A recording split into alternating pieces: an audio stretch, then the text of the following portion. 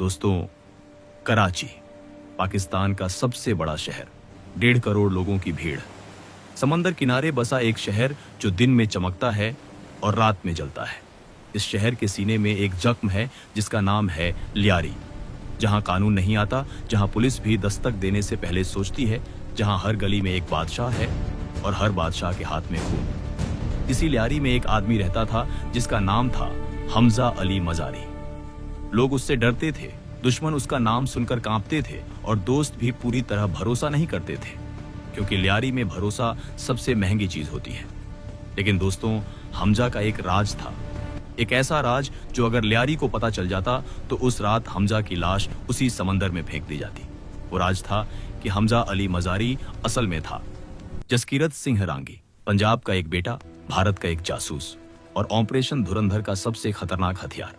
ये कहानी है उस आदमी की जो दुश्मन के घर में रहा सालों तक, जिसने दुश्मन की भाषा बोली, दुश्मन का नमक खाया और जब वक्त आया दुश्मन के सीने में खंजर उतार दिया।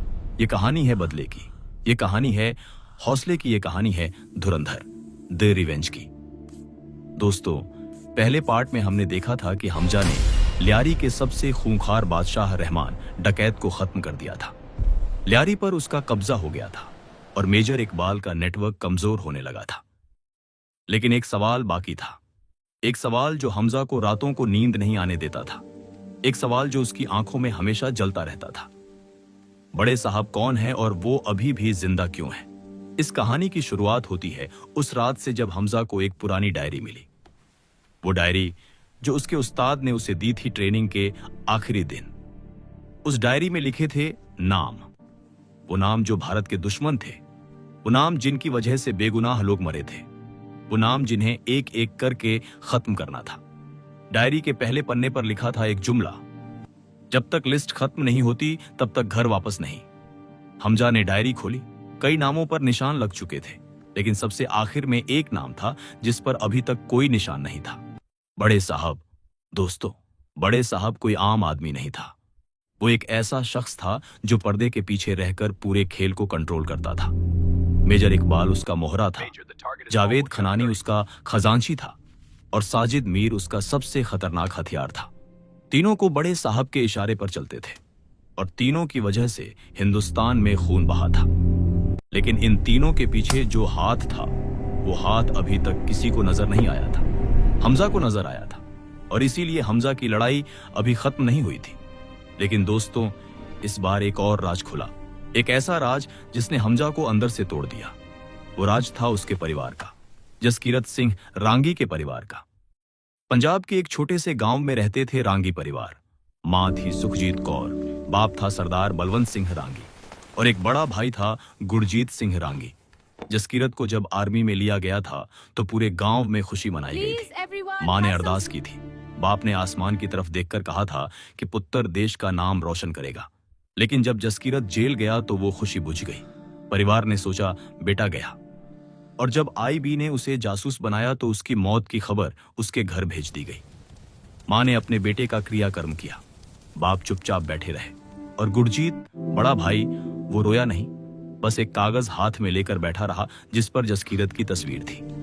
हमजा को यह सब पता था, लेकिन जो उसे नहीं पता था वो था यह कि उसके बाप और भाई की हत्या हो चुकी है और उस हत्या के पीछे था बड़े साहब का नेटवर्क, क्योंकि किसी को शक हो गया था कि रांगी परिवार का कोई सदस्य पाकिस्तान में काम कर रहा है और बड़े साहब ने उस शक को मिटाने के लिए पूरे परिवार को निशाना बनाया था। जब हमजा को यह खबर मिली तो वो एक लंबे वक्त तक चुप रहा, कमरे में अकेला, अंधेरे में, न रोया न चिल्लाया, बस बैठा रहा। यलीना ने दरवाजा खटखटाया। हमजा ने कहा, अकेला छोड़ दो। यलीना समझ गई, वो वापस चली गई और उस रात हमजा ने डायरी निकाली, बड़े साहब का नाम देखा और उसके नाम के नीचे लिखा, ये सिर्फ देश के लिए नहीं, ये मेरे बाप के लिए है, मेरे भाई के लिए है, मेरी मां के लिए है। दोस्तों, अब शुरू हुआ असली मिशन। हमजा को पहले 3 काम करने थे। 1, मेजर इकबाल तक पहुंचना। 2, जावेद खनानी के पैसों का नेटवर्क तोड़ना और 3, साजिद मीर को खत्म करना। इन तीनों को खत्म किए बिना बड़े साहब तक पहुंचना नामुमकिन था, क्योंकि यही 3 उसकी ढाल थे। मेजर इकबाल आईएसआई का एक अधिकारी जो ऊपर से देशभक्त था और अंदर से दरिंदा। उसने कई भारतीय जासूसों को पकड़वाया था, कई बेगुनाहों को मरवाया था और 26/11 जैसे हमलों की प्लानिंग में उसका हाथ था। हमजा उसे सालों से जानता था, उसके साथ बैठकर खाना खाया था, उसके सामने हंसा था, लेकिन अंदर हमेशा एक ही ख्याल था, ये आदमी मरना चाहिए। जावेद खनानी पाकिस्तान का एक बड़ा हवाला कारोबारी, जिसके जरिए आतंकी संगठनों को दुनिया भर से पैसा मिलता था। ऊपर से बिजनेसमैन, नीचे से आतंक का एटीएम। उसके पैसों की वजह से कितने बम बने थे, कितने हथियार खरीदे गए थे, कितनी जिंदगियां बर्बाद हुई थी, यह गिनना मुश्किल था। साजिद मीर सबसे खतरनाक, एक ऐसा आदमी जो चेहरे बदलता था, आइडेंटिटी बदलता था, शहर बदलता था, लेकिन काम एक ही था, लोगों को रिक्रूट करना, उनके दिमागों में जहर भरना और उन्हें हथियार देकर दुनिया में भेजना। 26/11 के हमलावरों को ट्रेन करने में साजिद मीर का सबसे बड़ा हाथ था। हमजा ने पहले मेजर इकबाल को निशाना बनाया। एक रात कराची के एक बड़े बंगले में मीटिंग थी। हमजा भी वहां था, रहमान के नेटवर्क का आदमी बनकर। मेजर इकबाल हंस रहा था, बातें कर रहा था जैसे दुनिया में कोई फिक्र नहीं। खाना खाया गया, चाय पी गई और जब सब जाने लगे तो हमजा रुक गया। इकबाल ने पूछा, रुक गए हमजा भाई, कुछ काम है? हमजा ने कहा, हां, एक जरूरी बात। इकबाल पास आया और तभी हमजा ने उसकी आंखों में देखा और कहा, 26/11 में तुमने 166 लोगों को मारा था, आज उनका हिसाब होगा।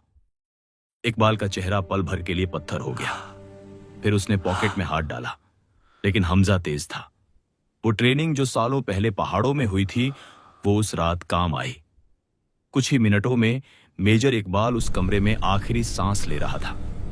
हमजा ने डायरी निकाली, पहला नाम टिक किया। लेकिन दोस्तों, मेजर इकबाल की मौत के बाद कराची में हड़कंप मच गया। आईएसआई को पता चल गया कि कोई है जो उनके आदमियों को निशाना बना रहा है और उस किसी की तलाश शुरू हो गई। इधर हमजा का अगला निशाना था जावेद खनानी। खनानी की पहुंच बहुत दूर तक थी। दुबई में उसके अकाउंट्स थे, लंदन में उसके आदमी थे और कराची में उसका एक पूरा नेटवर्क था। हमजा को उस नेटवर्क के अंदर घुसना था। यहां हमजा की मदद आई यलीना से।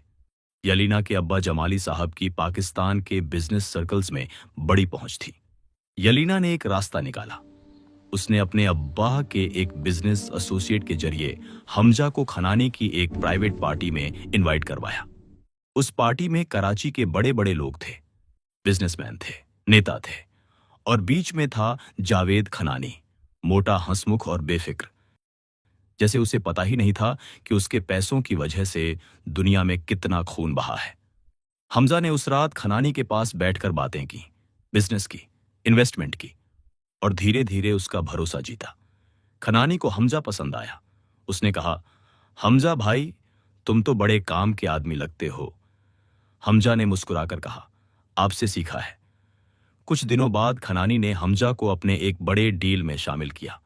वो डील थी हथियारों की एक बड़ी खेप की, अफगानिस्तान से आने वाली खेप जो पाकिस्तान के रास्ते किसी और जगह जानी थी। हमजा ने सारी इंफॉर्मेशन आलम के जरिए दिल्ली भेजी और साथ में एक रिक्वेस्ट, इस डील को रोको, मैं खनानी को हैंडल करता हूं। दिल्ली से जवाब आया, अप्रूव्ड। उस रात जब खनानी अपने वेयरहाउस में था हथियारों की खेप की जांच करते हुए, तो हमजा भी वहां था। वेयरहाउस में सिर्फ वो दोनों थे। खनानी ने हमजा से पूछा, सब ठीक है ना? हमजा ने कहा, हां, बस एक प्रॉब्लम है। खनानी ने पूछा, क्या? हमजा ने कहा, तुम? वेयरहाउस में जो हुआ वो किसी को नहीं पता, लेकिन अगली सुबह जावेद खनानी का पूरा नेटवर्क ध्वस्त हो चुका था। अकाउंट्स फ्रीज थे, आदमी गायब थे और खनानी खुद हमेशा के लिए चुप था। हमजा ने डायरी निकाली, दूसरा नाम टिक किया। दोस्तों, अब बारी थी साजिद मीर की। और साजिद मीर सबसे मुश्किल था, क्योंकि साजिद मीर को कोई नहीं जानता था। उसकी कोई तस्वीर नहीं थी, उसका कोई फिक्स्ड ठिकाना नहीं था। वो हर कुछ हफ्तों में शहर बदलता था, नाम बदलता था, चेहरा बदलता था। रॉ के पास उसकी जो फाइल थी, उसमें सिर्फ एक लाइन लिखी थी, extremely dangerous, whereabouts unknown. Hamza को साजिद मीर तक पहुंचने के लिए एक बिल्कुल अलग रास्ता निकालना था। हमजा ने सोचा, अगर साजिद मीर लोगों को रिक्रूट करता है तो वो उन जगहों पर जाता होगा जहां नौजवान होते हैं, मस्जिदें, मदरसे, गरीब इलाके। वो वहां जाता होगा, नौजवानों से मिलता होगा, उनके दिलों में जर भरता होगा। हमजा ने खुद को एक नई आइडेंटिटी दी। अब वो था एक पूर्व पाकिस्तानी आर्मी ऑफिसर जो सही रास्ते की तलाश में है। लियारी के एक मदरसे में उसने एक बुजुर्ग से मुलाकात की।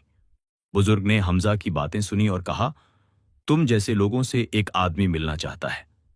हमजा ने पूछा, कौन? बुजुर्ग ने कहा, उसका नाम मत पूछो, बस मिलो। 3 दिन बाद एक गली में एक छोटी सी मुलाकात हुई।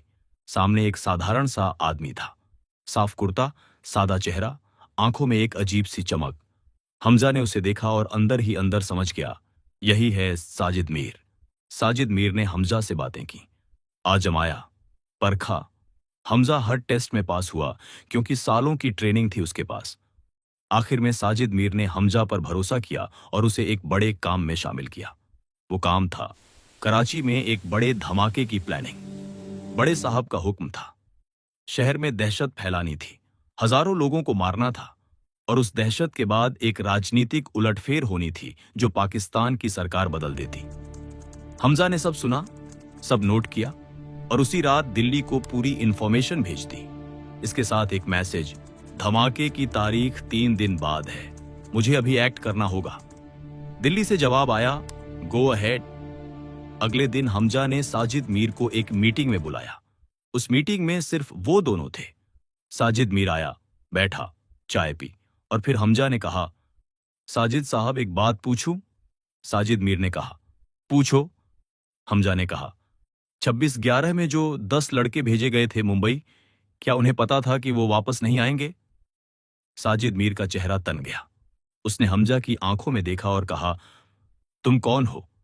हमजा ने कहा, जसकीरत सिंह रांगी, और मैं उन 166 लोगों का जवाब लेने आया हूं। जो उस कमरे में हुआ वो तेज था, बेरहम था और एक तरफा था।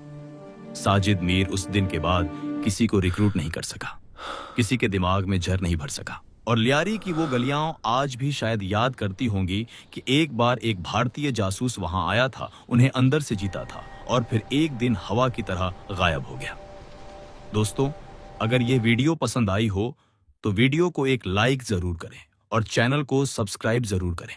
हम ऐसे ही वीडियोस हर हफ्ते लाते रहेंगे। तब तक के लिए जय हिंद।